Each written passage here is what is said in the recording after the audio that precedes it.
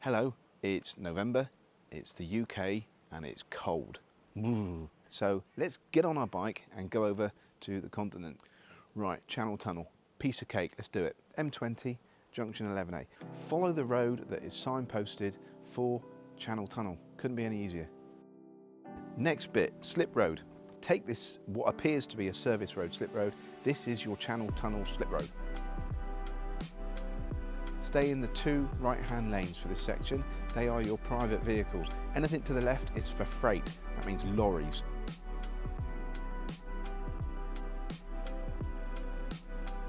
Next bit is a kiosk. Sometimes these have people in them, they're manned, sometimes they're not.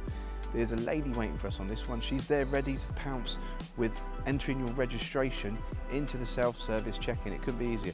At this stage, you may get the option to go on an earlier train. If that's convenient for you, go for it. If they offer it to you and you want to do it, go for it. If not, stick with your pre-booked time. Easy peasy. A little tip, some mates of mine bought pegs or bulldog clips, the little paper stationary bulldog clips, and you can clip your label, your booking label, to the windscreen of your motorcycle. Brilliant. Okay, otherwise just shove it in the pocket, no one really cares. Now ride on down towards the service station.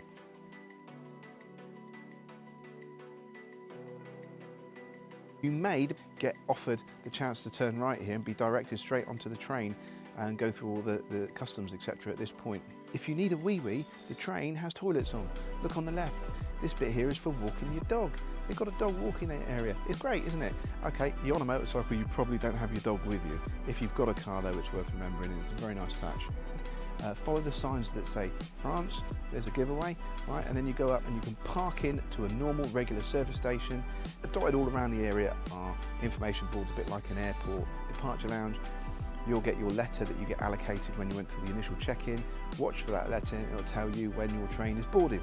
Get on your bike, head towards the next stage. Right then, from this bit, you're following the road out again. It's signposted France. Sometimes they loop you around the car park a bit, sometimes you go straight through the end of the car park and out and turn left. Don't race up to the first booth going bonjour, because they're Brits.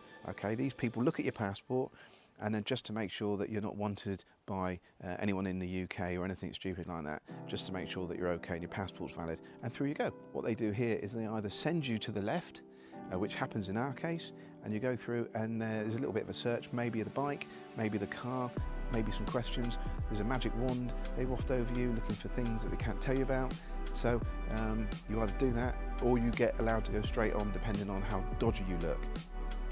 Right, so on this occasion, we're going left.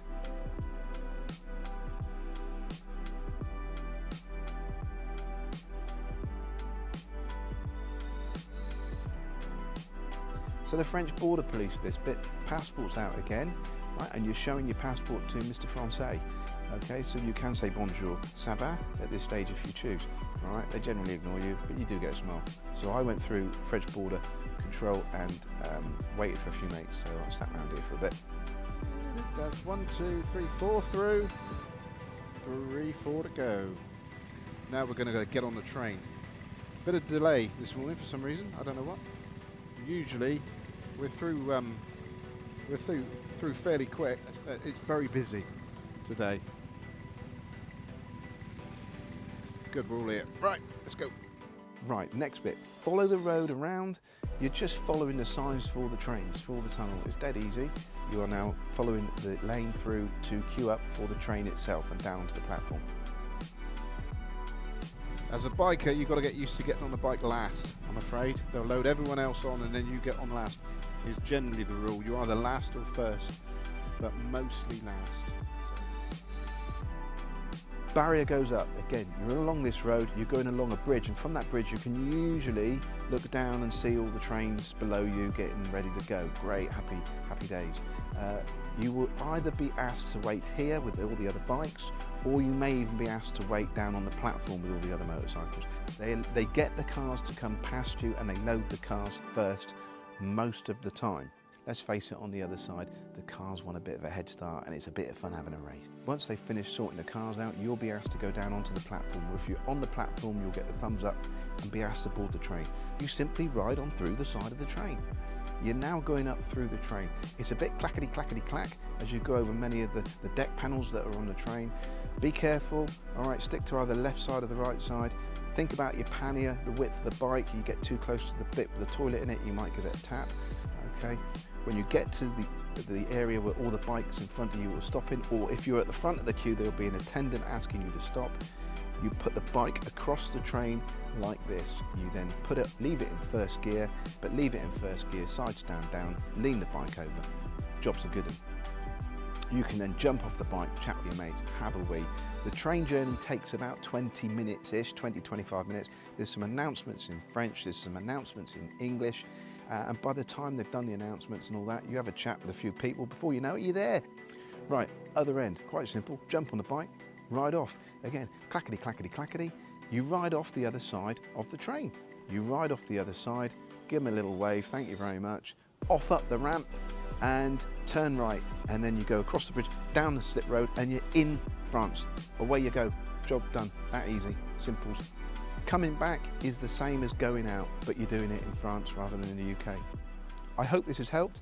Thanks very much for watching. Garçon, a beer. Garçon means boy.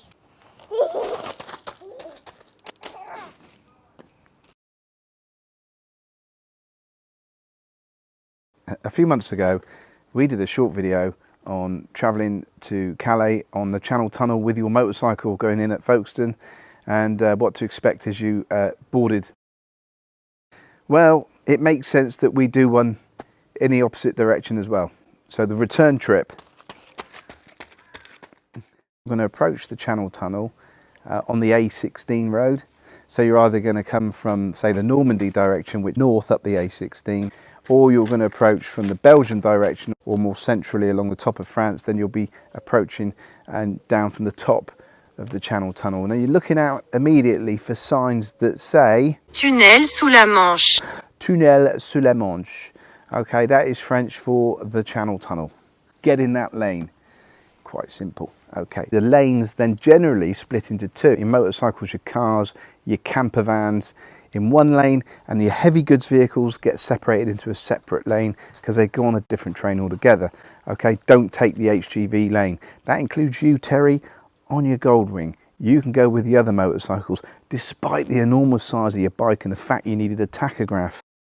A little bit further up the slip road, you'll see that you merge with the other traffic using the A16 in the other direction. So if you've come up from Normandy, you'll be joining us here on that slip road that you see on the right hand side. Okay, but from this point on, it's the same for everybody. You see this little sign with a little robot, looks like a dial with a triangle coming out of its face. Okay, that's the sign for your automatic terminal. So the next part of this, ticket sales or pre-booked tickets. Have your reference number handy. The 8-digit number and you used on the outbound trip is the same for your return. One thing you'll notice is that in the UK there was somebody on hand most of the time to help you punch the numbers in. Not here, it's not going to happen. You're going to be punching those numbers in yourself.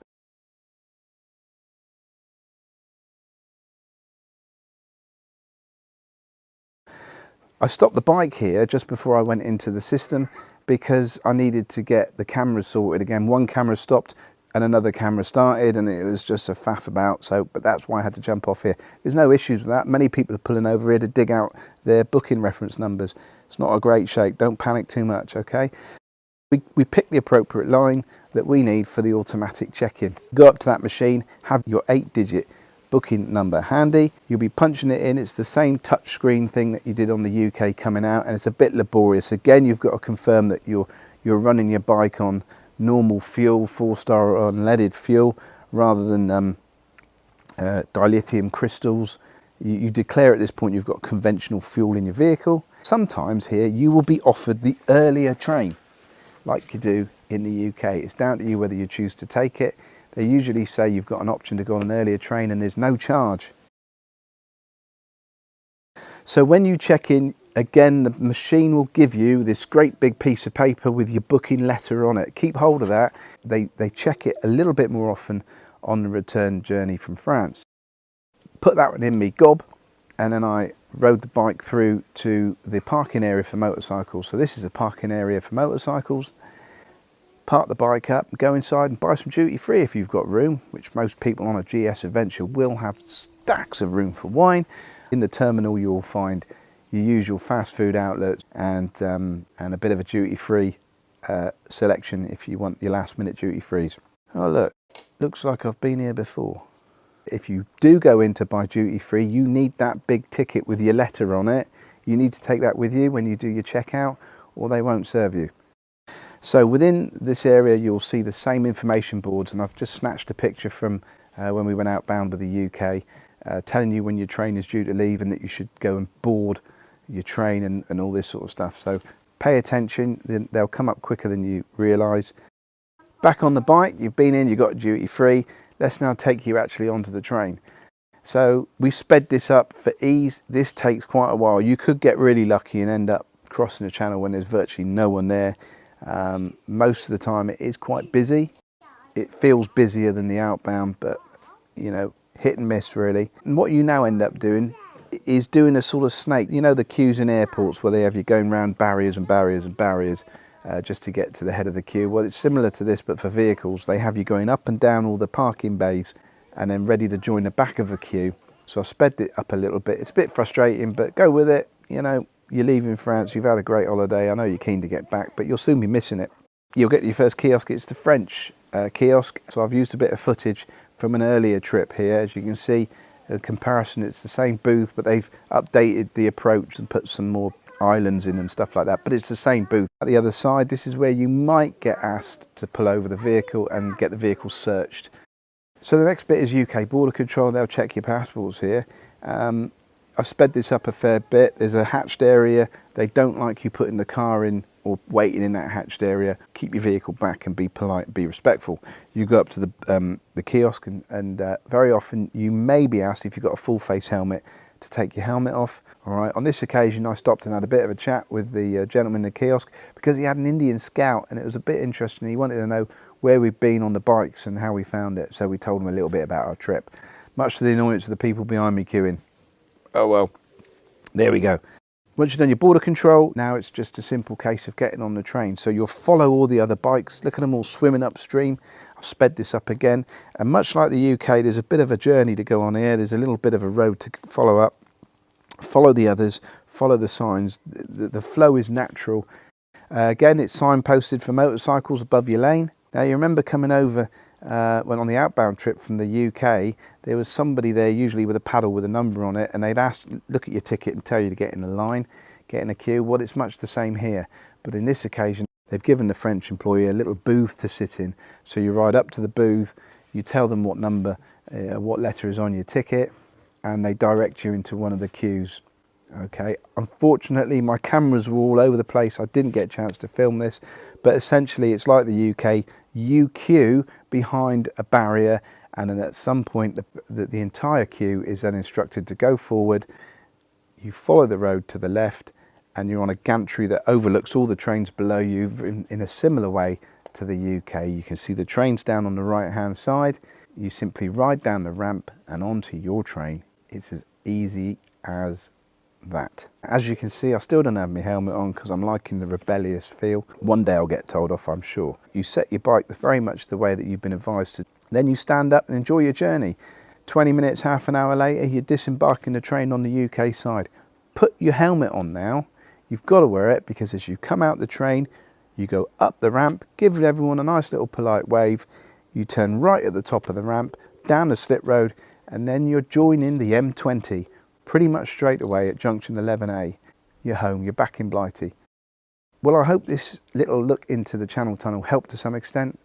Please click subscribe, especially if you want to see the shenanigans and the laughs we got up to on our latest trip over to Switzerland, and also keep in touch with what we're doing next year. We have something really special planned. If you want to be part of that, join the Tango Pasty Facebook page, click subscribe on YouTube. We're going back over to Italy next year to visit a location of one of the most iconic British movies of all time. this one will be good. You're only supposed to blow the bloody doors off.